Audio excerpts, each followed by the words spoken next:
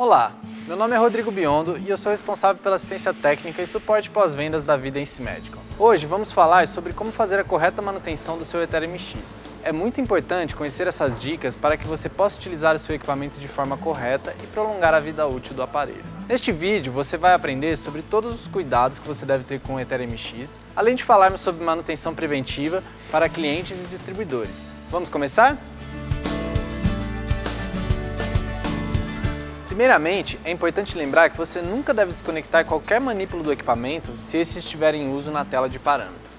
Para fazer a correta remoção, saia da tela de parâmetros clicando no botão Home. Ao voltar para a tela inicial, você poderá retirar o seu handpiece.